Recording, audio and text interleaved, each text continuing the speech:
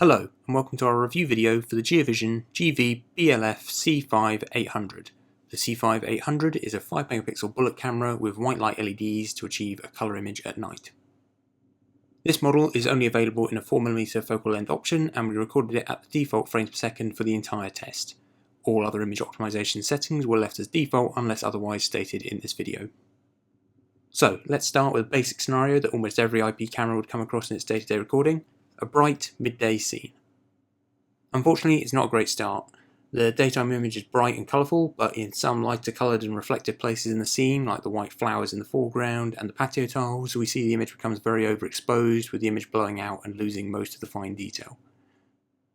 This overexposure could probably be reduced using GeoVision's WDR Pro, but we would still expect a better daytime image when using default settings. The next footage comes from around sunset. With less sunlight, the brightness is much more balanced across the whole image, with no real bright spots or deep shadows. This clip also includes some low to medium speed movement, which is all captured very accurately with minimal distortion or motion blur. Only the stripes on the person's top do get slightly distorted during movement, but this is quite common for complex busy patterns like stripes.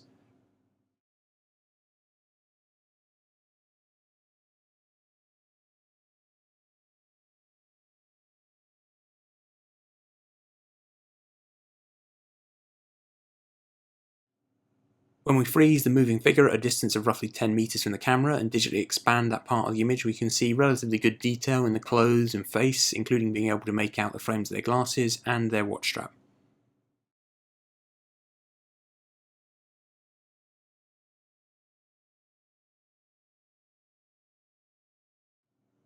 Next, we come to the most important test for this camera, the day-night switch. Before the camera actually switches to night mode, we can see that at 45 minutes to an hour after sunset, we're still getting a very clear image, but some of the smaller details have lost some sharpness, which could be to do with low light and the sensor struggling to capture that detail. When the switch to night mode happens, what is odd is that the automatic switch seems to happen too early. The scene is still relatively bright just before the white lights switch on, and when they do come on, they create this spotlight effect that makes the edges of the scene much darker than they were before the light came on. The other thing you notice as soon as the white light comes on is that it is very bright and whites out lighter coloured parts of the scene in the same way as the bright sunlight. The camera does have a setting to control the brightness of the white light, but when we tried adjusting the brightness, nothing changed.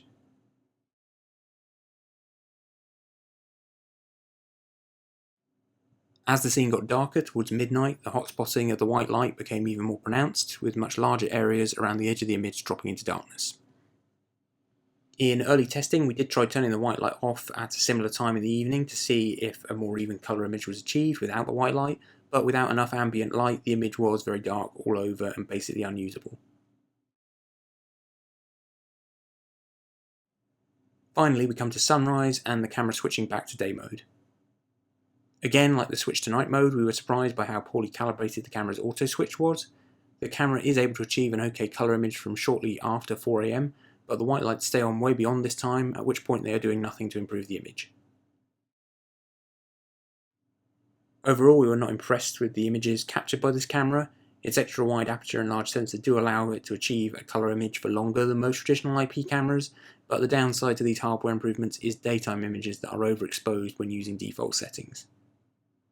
The white light LEDs are too powerful and also cause overexposure.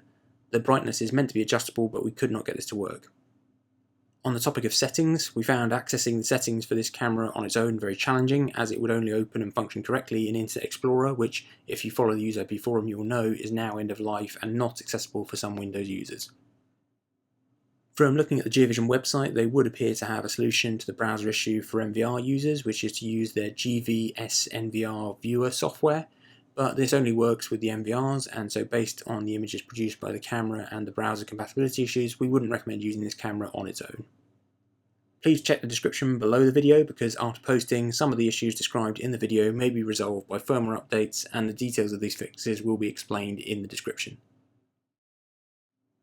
Thank you for watching and subscribing.